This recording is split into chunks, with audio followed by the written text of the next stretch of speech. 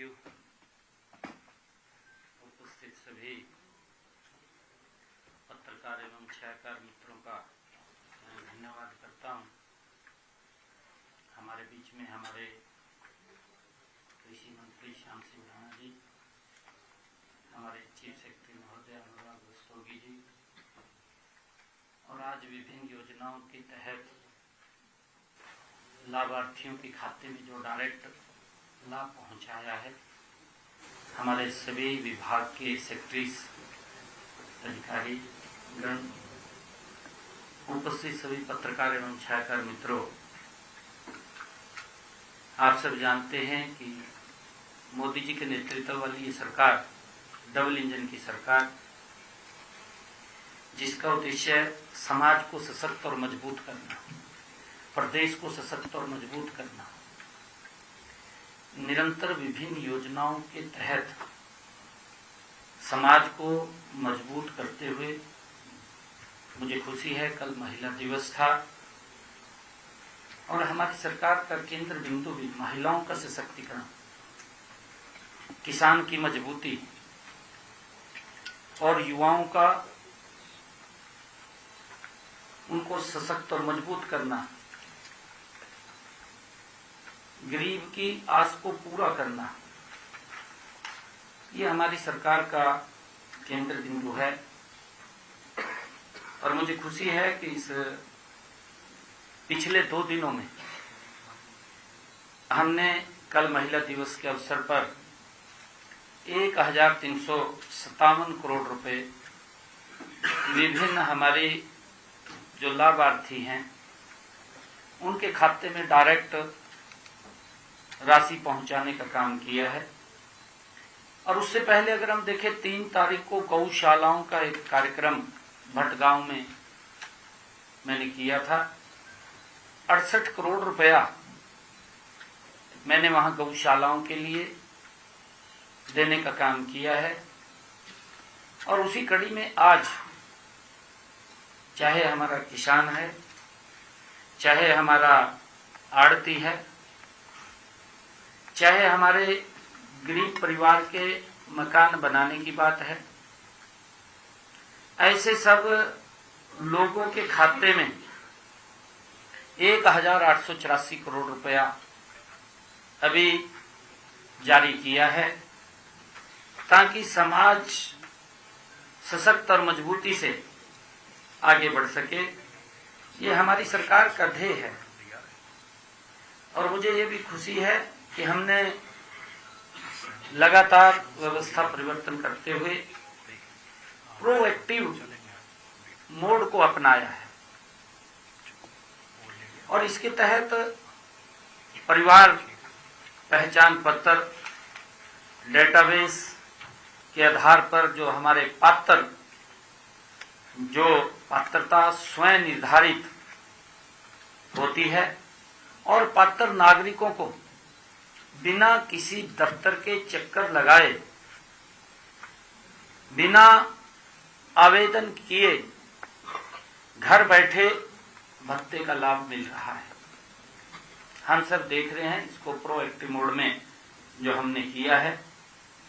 Direct benefit transfer हम सब देख रहे हैं के माध्यम से ये भुगतान किया जाता है, बीच में कोई बिचौलिया नहीं रहता। डायरेक्ट बेनिफिशियरी के खाते के साथ एक एक गरीब व्यक्ति को चिन्हित करके उसको योजना का लाभ पहुंचाना, यही नरेंद्र मोदी जी सरकार की, डबल इंजन सरकार की खूबी है।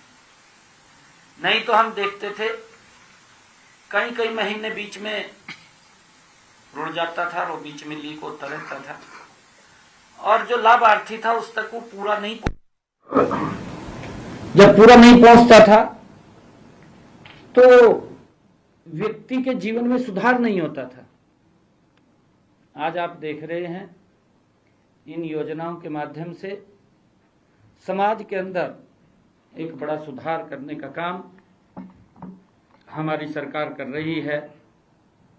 और हमारी जो पारदर्शिता और सुशासन के प्रति हमारी अटूट प्रतिबद्धता जो हम डायरेक्ट बेनिफिट भेज रहे हैं ये उसका प्रतीक है,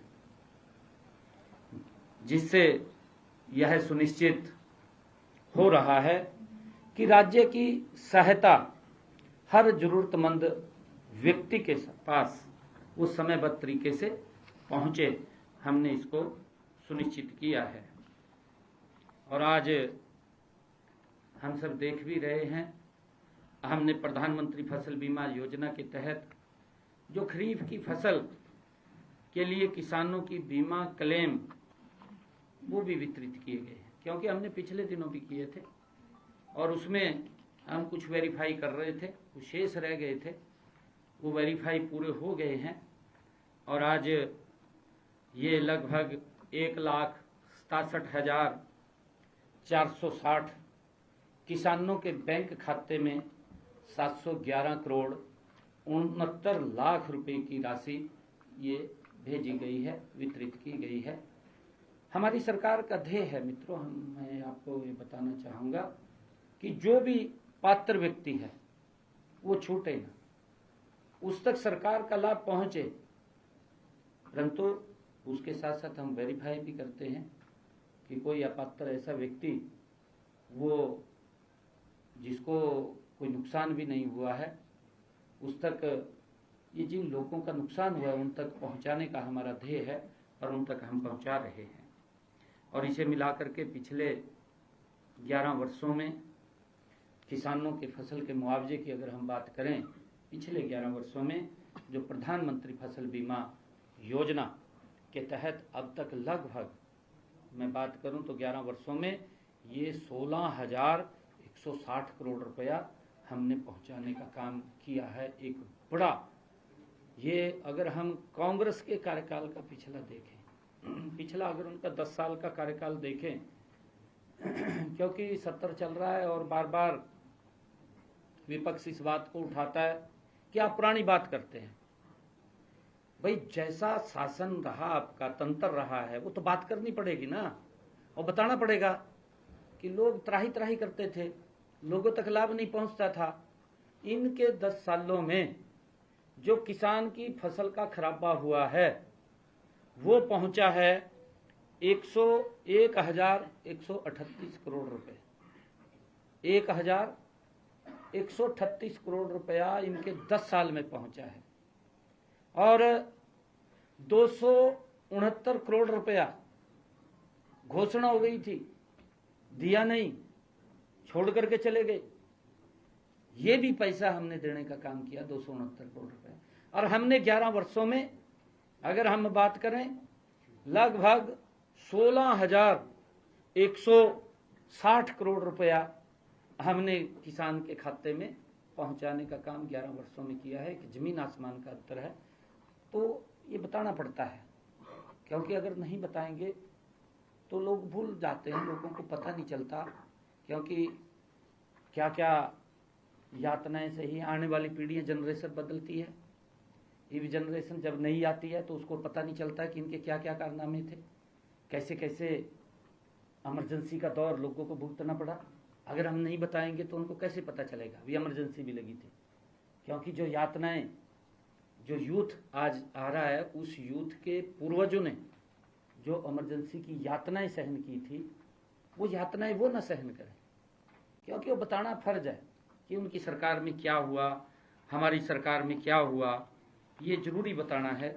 और आड़तियों का जो कमीशन की बात है, आज प्रदेश के लगभग 11,199 आड़तियों को आज हमने यहाँ से 56 करोड़ 97 लाख रुपए की राशि सीधे उनके बैंक खाते में पहुँचाने का काम किया है। जैसा अभी हमारे विभाग के अधिकारी ने भी बताया है कि हमने पिछले दिनों निर्णय किया था कि केंद्र सरकार जो भी प्रोक्योरमेंट आड़तिया के माध्यम से हम करते हैं, वो चाहे धान की हो चाहे अन्य फसल की हो, उसका एक कमीशन तय केंद्र सरकार देती है। परंतु उन्होंने, आड़तियों ने एक आग्रह किया था कि ये कमीशन कम बैठता है, हमारा खर्चा ज़्यादा होता है, तो हमने स्टेट से उसके अंदर कुछ हेल्प किया था। वो 11,199 आड़तियों के खाते में आज 56 करोड़ 97 लाख रुपए की राशि आज पहुंचाई है। और क्योंकि केंद्र सरकार उसके ऊपर 46 रुपये प्रति क्विंटल के हिसाब से और धान पर 45 रुपये 88 पैसे तथा बाजरा पर केंद्र सरकार 11 रुपये 75 पैसे प्रति क्विंटल के हिसाब से कमीशन देता है। साथियों, इस जो दर निर्धारित की गई है उसके अनुसार जो खरीफ की खरीद सत्र है 2025-26 के दौरान आड़तियों को हमने अब तक जो कमीशन के रूप में दिया है वो भी 239 करोड़ 28 लाख रुपए की राशि ये किसानों तक एक कमीशन के रूप में हरियाणा सरकार ने आड़तियों के खाते में पहुंचाने का काम किया है। साथियों, इसके अलावा हमने प्रदेश के आड़तियों के हितों को भी ध्यान में रखते हुए रबी सत्र 2024-25 से गेहूं, धान और बाजरा पर आड़तियों को 55 रुपये प्रति क्विंटल की दर से कमीशन देने का ये हमने निर्णय किया है। और इस निर्णय के अनुसार मैं बताना चाहूँगा कि आज धान और बाजरा केंद्र सरकार द्वारा निर्धारित जो कमीशन है के अतिरिक्त राज्य सरकार से भी सीधे उन पर शेष राशि का भुगतान वो किया जा रहा है। और साथियों, मैं इसी कड़ी के अंदर बताना चाहूँगा कि दयालु योजना के तहत जिस परिवार के ऊपर कोई दुखों का पहाड़ टूट जाता है तो सरकार इस योजना के माध्यम से उन परिवारों तक सहायता पहुंचाने का काम वो करती है। और आज लोग इसको बड़ी एक लोक आस की दृष्टि से भी देखते हैं। एक ये योजना ऐसी लोकप्रिय योजना है कि उन्हें, जैसा मैंने कहा है, कि दफ्तरों के चक्कर नहीं काटने पड़ते, न किसी के पास जाने की जरूरत है। वो उसको ऑनलाइन अप्लाई करेंगे तो उसके खाते में सीधा पैसा वेरीफाई करके पहुंचाने का काम हमारे अधिकारी करते हैं। और आज हमने दयालु योजना के तहत 5409 परिवारों को 205 करोड़ 42 लाख रुपए की आर्थिक सहायता पहुंचाने का काम किया है। 205 करोड़ 42 लाख रुपए। साथियों, आज से पहले इस योजना में 49,998 परिवारों को हमने 1,881 करोड़ 35 लाख रुपए की आर्थिक सहायता वो दी जा चुकी है। आज जारी की गई जो आर्थिक सहायता है इसे मिलाकर के आज 55,407 परिवारों को 2,086 करोड़ और 77 लाख रुपए की आर्थिक सहायता ये दी जा चुकी है, जारी हो चुकी है। साथियों, हमने 11 सितंबर से प्रदेश में एक और हमने, अगर किसी नागरिक को कोई कुत्ता काट लेता है या आवारा पशु जैसे गाय, बैल या बैलगाड़ी के बैल, गधे या कुत्ते, नीलगाय, भैंस आदि के हमले से हुई उसकी मृत्यु हो जाती है, आकस्मिक मृत्यु हो जाती है या दिव्यांगता अथवा चोट, उसकी स्थिति में आर्थिक सहायता करने के उद्देश्य से दयालु योजना 2 हमने लागू की है।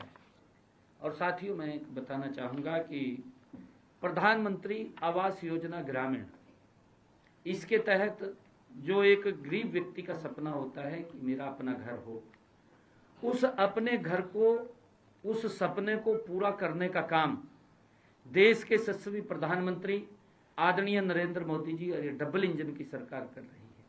मुझे खुशी है आज हमने प्रधानमंत्री आवास योजना ग्रामीण, इसके तहत 12,353 लाभार्थियों के खाते में मकान निर्माण के 67 करोड़ रुपए पहुंचाने का काम आज किया है, आज राशि जारी की है।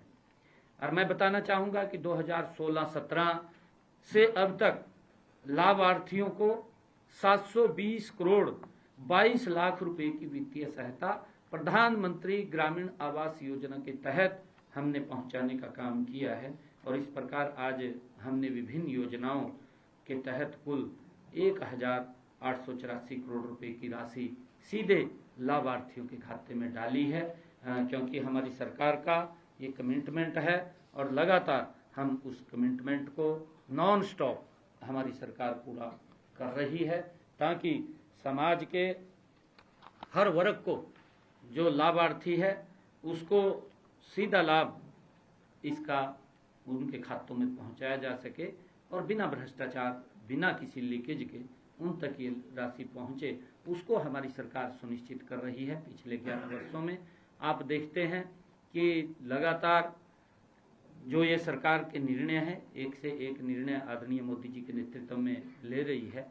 चाहे गरीब व्यक्ति को उसकी शिक्षा की बात हो और चाहे उसकी नौकरी की बात हो, आज बिना पर्ची बिना खर्ची के हमारे लाखों युवा आज हरियाणा सरकार के अंदर, गरीब परिवार का बेटा भी आज हरियाणा सरकार में नौकरी लग सकता है और गरीब परिवार का बच्चा वो सपना देख भी सकता है कि मुझे नौकरी लगेगी। नहीं तो 2014 से पहले तो वो सपना भी नहीं देख सकता था कि मैं पढ़ तो लेता था, माँ बाप कुछ भी करता था, मेहनत करता था, मजदूरी करता था, मेहनत मजदूरी करके पसीना बहा करके अपने बच्चे को पढ़ाता था, परंतु उसको फल नहीं लगता था। उसकी जो सपना था वो सपना टूटता था। कांग्रेस के सरकार में सपने पूरे नहीं होते थे। कांग्रेस ने हमेशा गरीब व्यक्ति का शोषण किया है। इसने कुछ व्यक्तियों को जो उसके चहेते थे, उसके नजदीक रहते थे, उनको तो वो लाभ देते थे, परंतु उसको भी लाभ कैसे देते थे, कैसे नहीं देते थे, वो सब जानते हैं। परंतु हमेशा कांग्रेस ने गरीबी बढ़ाने का काम किया है, परंतु आदरणीय मोदी जी के नेतृत्व में लोगों को उभारने का काम और गरीबी से बाहर निकालने का काम निरंतर हमारी सरकार कर रही है।